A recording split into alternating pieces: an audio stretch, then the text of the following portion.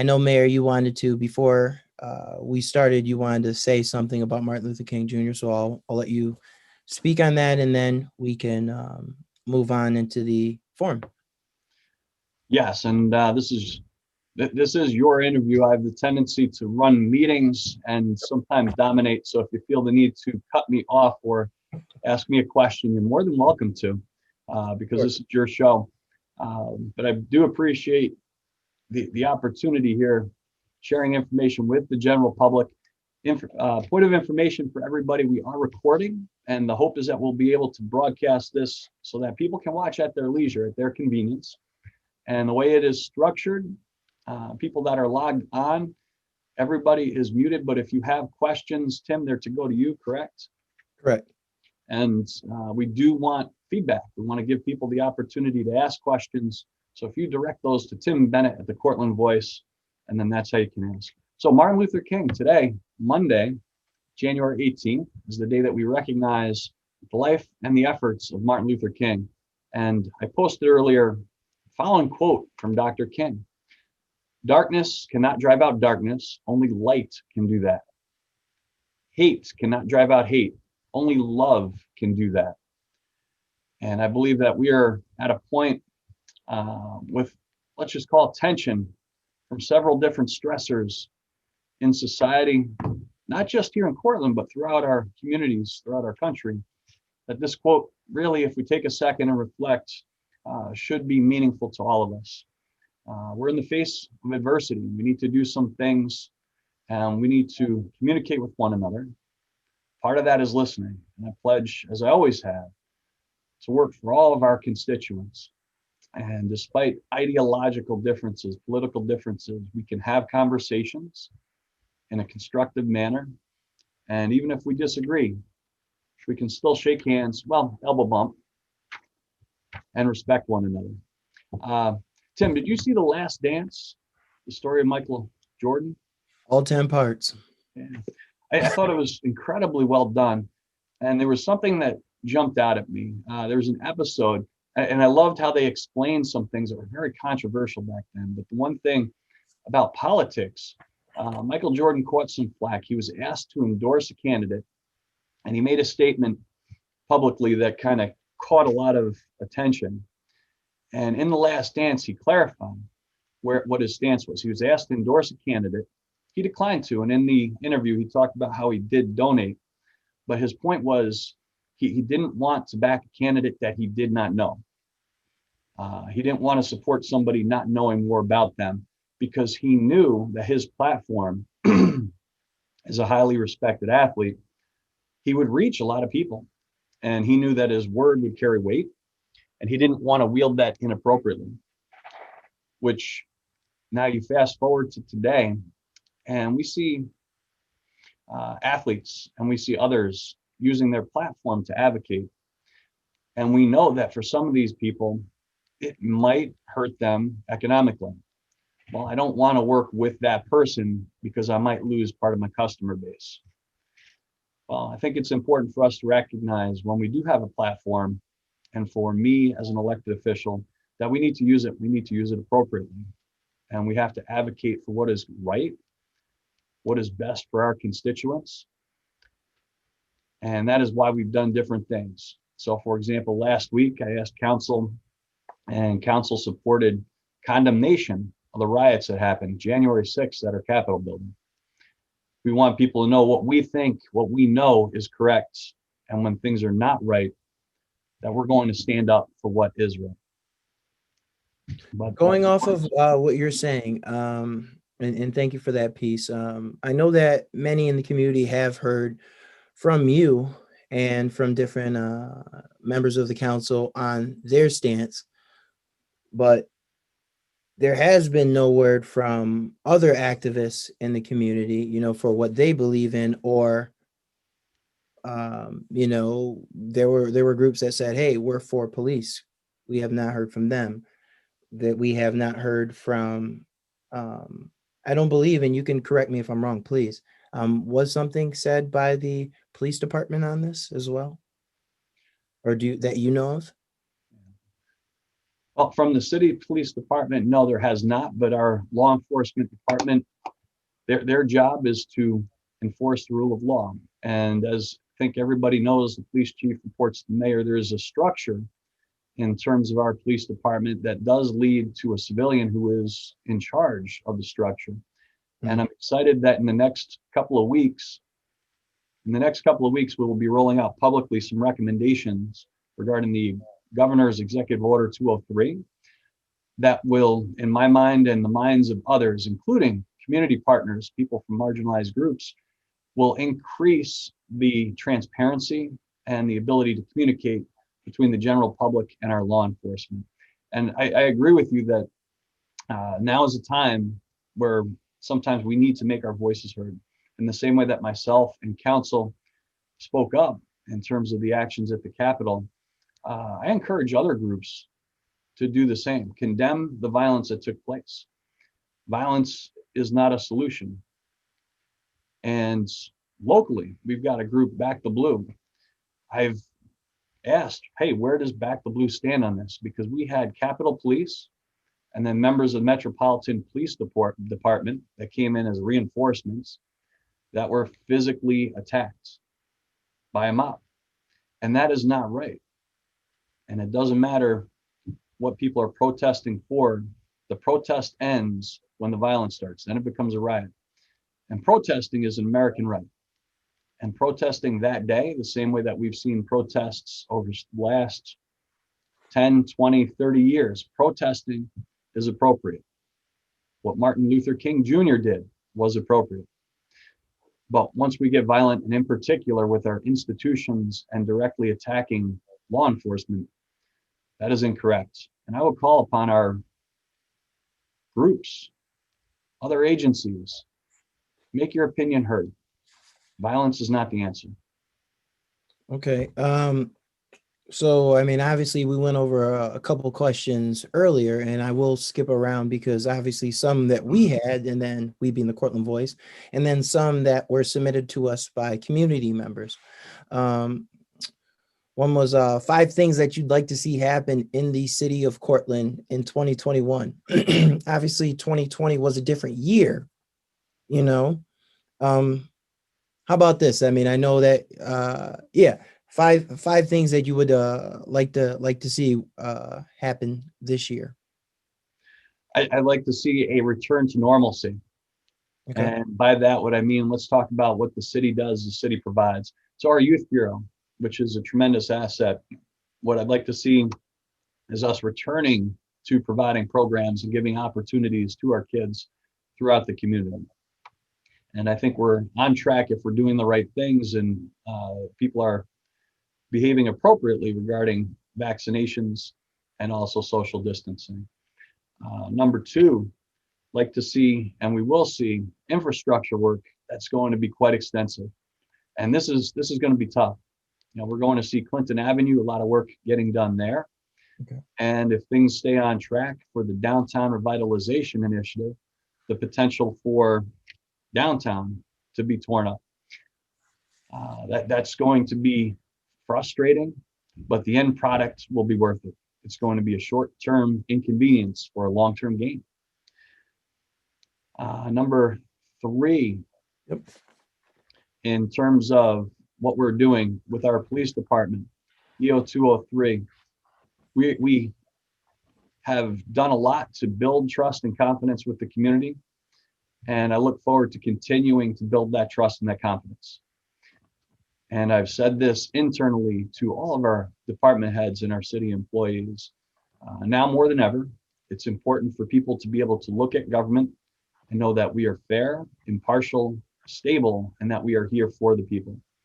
And I'm proud to say that when you look at city government across the board, we've had challenges the same as everybody else, but we will continue to rise and meet those challenges and to work for all of our people. 4th, in terms of things I'd like to see our community coming together and the issues that we disagree upon and the things that might bring us apart, for us to be able to keep emotion out of conversation, be able to sit down And maybe it's this way, electronically. And when we can get together and sit down face to face, but be able to talk and just as, if not more importantly, to listen, to try to understand one another, where we come from, and to seek that common ground that every community needs for us to be strong. Cortland's a great place to raise a family. And the more that we are entwined with our neighbors, the stronger we are as a community. And last thing, I talked about kids at the beginning and them getting out and having a good time. I would love to see our community able to do more in terms of socializing with one another. So the events that have been postponed from 2020 and the challenges that we've had, we want to have the opportunity to socialize and see one another again. We are social creatures. Okay, so thank you for your answers on that.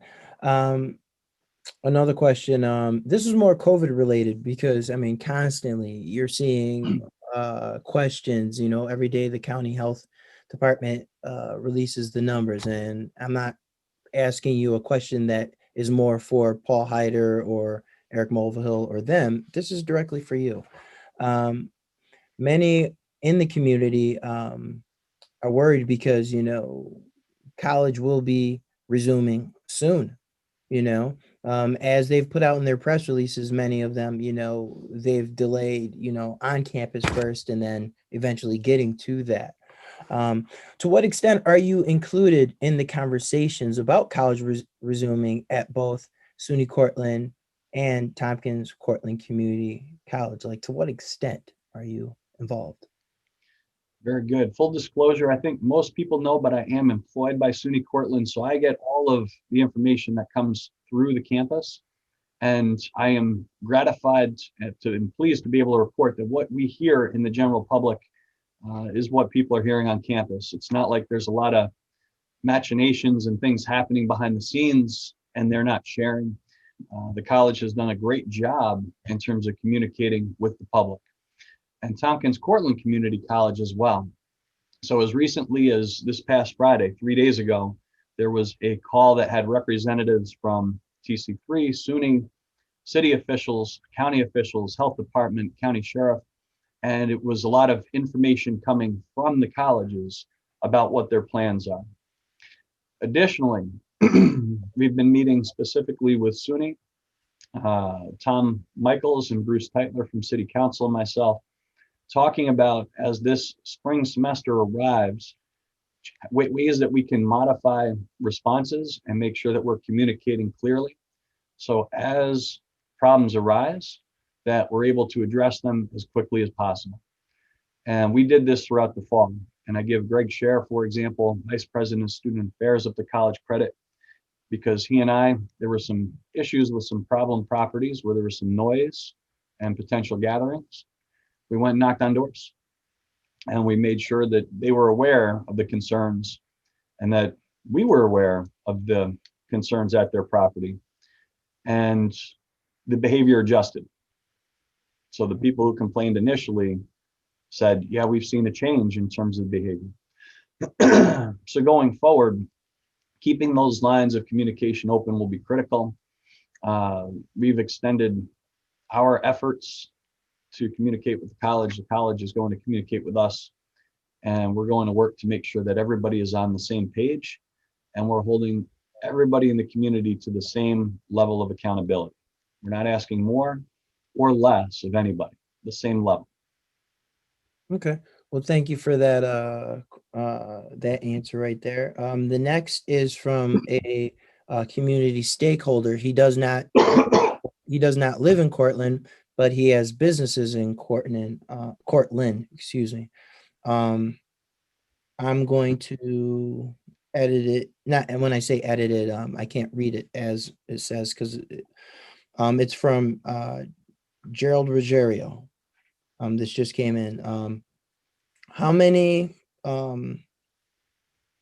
African American people has the city hired during your tenure? What steps have you and the administration taken to reach out to minority communities to make sure there are qualified minority applicants. So basically, he's asking how many African Americans have worked while you for the city while you've been there, and then he's asking what was your marketing strategy? I'm guessing that's what it sounds like.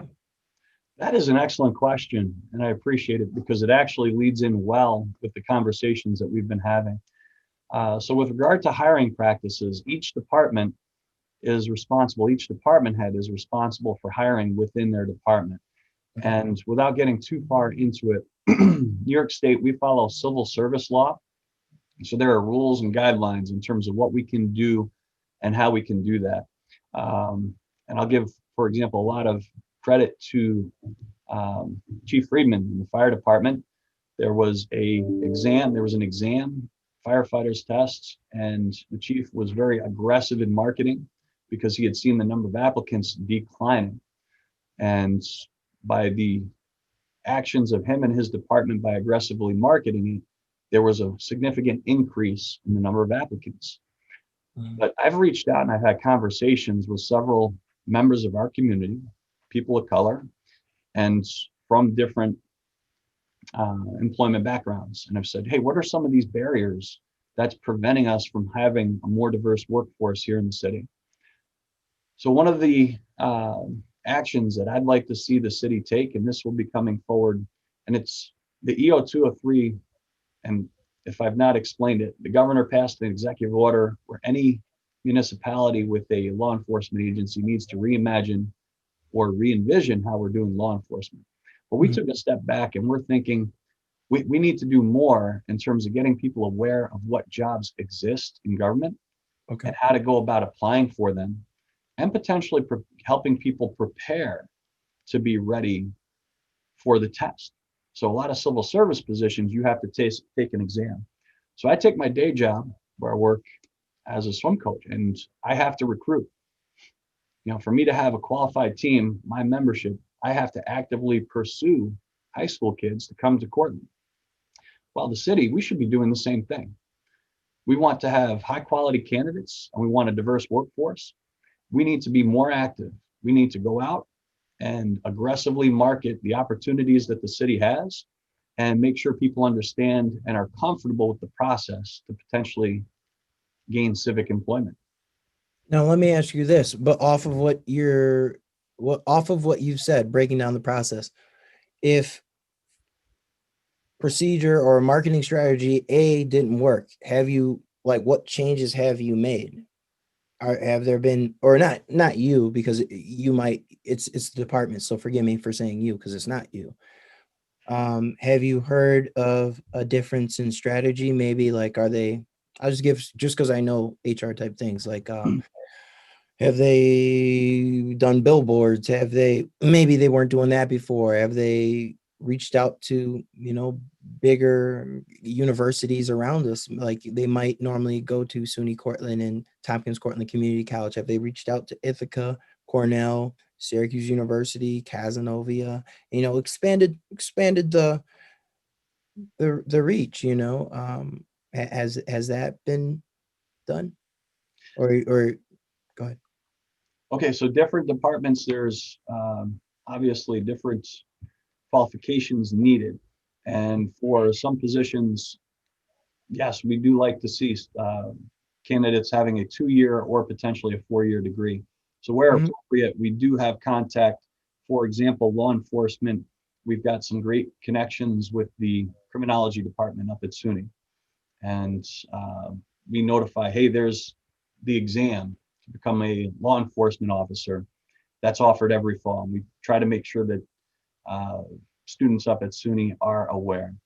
And these are steps that we can continue to take, and we can find other ways to further promote the opportunities, because we want to make sure that we are hiring high quality people, because that will do nothing other than inspire further confidence in the services that government provides, be it law enforcement, public works, the clerical staff. It just will help people feel more confidence in what local government does for them. Okay, beautiful. I also received a message from, I don't know how to say her name correctly, but she's from Ward 8. Her name is Natalie Rue. I believe it's R-E. Well, I know the spelling R-E-W, but her name is Natalie Rue. Oh, is that Natalie right there? Hi, she's giving me thumbs up. Hi. Okay. Her question, she messaged was what is going to be done about local Black leaders feeling threatened, intimidated, targeted by police groups such as Blue Lives Matter slash Thin Blue Line and individuals. Very good. Natalie, thank you for the question. There's a distinction between what's legal and what's moral or ethical. And the question has come up in terms of law enforcement. What is law enforcement doing? What can law enforcement do? Well, law enforcement can enforce what is legal, but I firmly believe we have a moral and ethical obligation as society to work with one another and to work to keep everybody feeling safe in the community. That's the most important responsibility that government has, safety. And if we have people that don't feel comfortable, that don't feel safe in their community because of other people, we have to figure out why is that, and then how do we correct it? And I'll tell you, when City Council approved and I supported the painting of Black Lives Matter on Main Street, the next couple days after the painting, there were disturbing messages left at City Hall. Inappropriate language, voicemails, that just had no place in society in general. And I'll leave it at that. But for me, it was a little bit of a wake-up call because I don't hear that on a regular basis. And you can probably guess why. But it helped me realize that there's other people that encounter this on a regular basis, and that's not okay. So we've been working to do more to make sure that we are making our community tolerant, that we are doing things so that everybody feels safe. I would encourage people, contact me about Cortland Forward. And basically, we recognize that racism exists, it's wrong, and we want to change it in our city. And we're trying to get like-minded people just taking steps to recognize that our life paths are different, but that doesn't mean that we should not respect one another and make sure that we all have opportunities for success. And I've communicated locally with people, and when there are issues or concerns, I want individuals to reach out to me, to reach out to their elected officials, to make them aware of what issues are happening. And with the Executive Order 203, an increase in transparency, we're also going to talk about the potential to increase the opportunity for people to raise concerns safely. And we want to make sure that we continue to listen to everybody in our community so that everybody views Cortland as a great place to raise a family. Okay. Natalie, thank you for your question.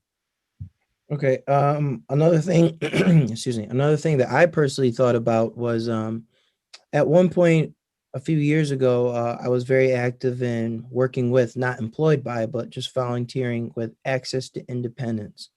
My thoughts go out to, many who might be hard of hearing or things like that, has the city ever thought of buying clear face masks so you can see through it? It looks like the material from the side is like a regular thicker material, but in the front it's like a clear plastic, so then you can still see the lips. Because to the common person that might be able to hear, and not have, issues with hearing or speaking, it doesn't affect you. But if I'm going like this and you can't, and you're unable to hear and you do not see my lips move, it's a big difference when you see me like this. You can, somebody hones in on the person's lips, you know. That's a big thing, too not too costly, but I mean, have you ever personally heard those types of talks come up, or have any of things like that been discussed? Tim, that's an excellent suggestion. I'll reach out to Aaron Beyer at Access to Independence to see if we can talk and assist.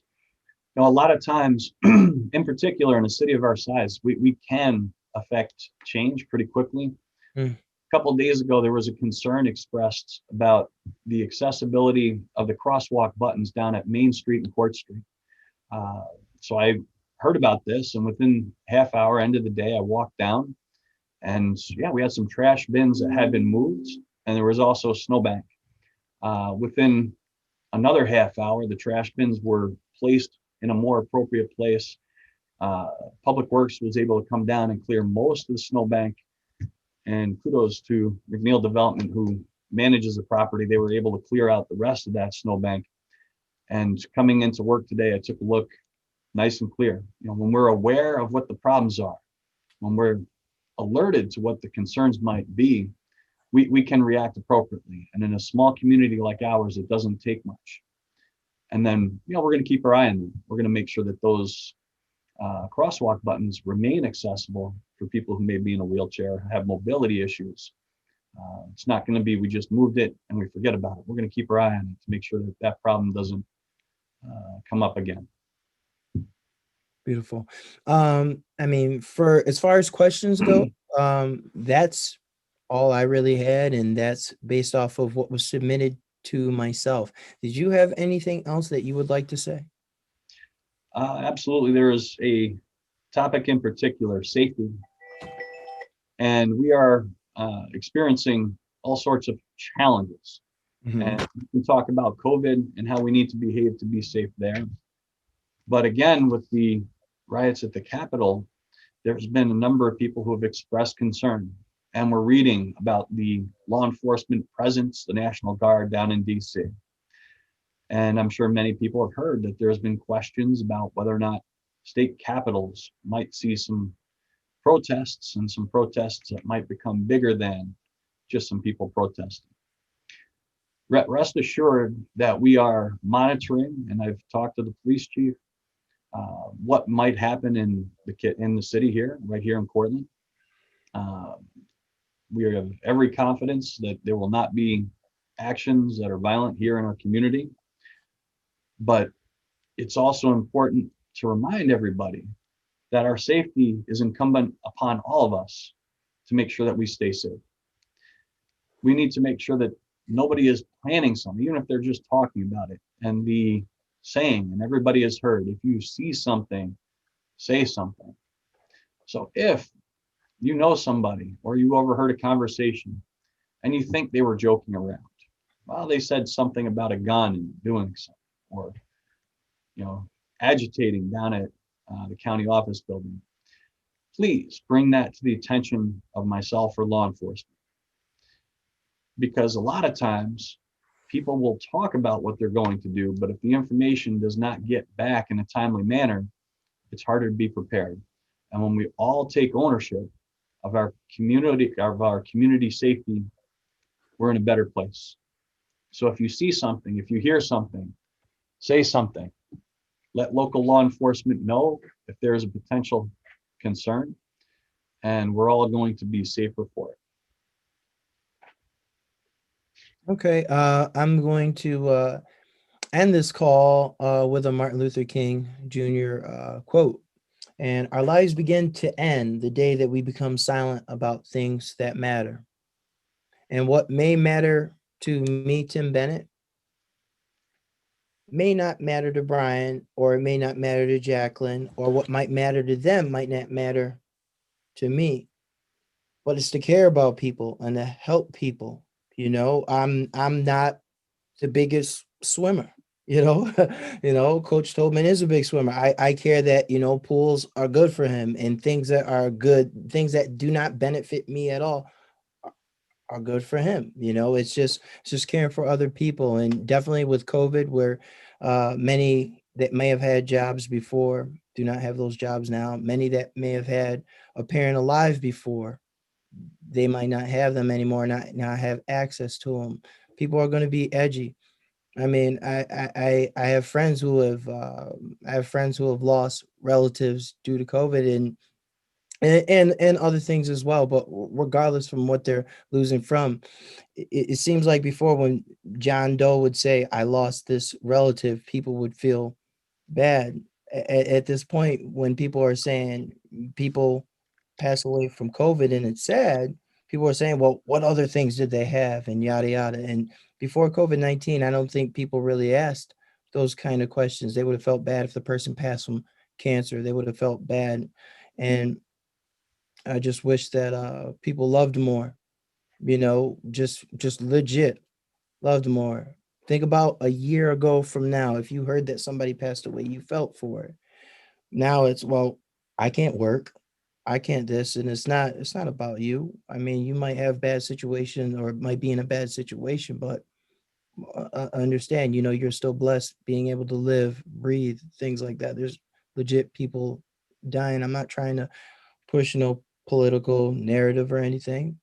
There's nothing political in just being good to people, you know. If I mean, don't let your own emotions, your own feelings, your own things from the past affect your today and tomorrow and your ability to work with others. On that note, everyone, God bless. Have a good day. Make a difference. Thank you, Tim. Thank you.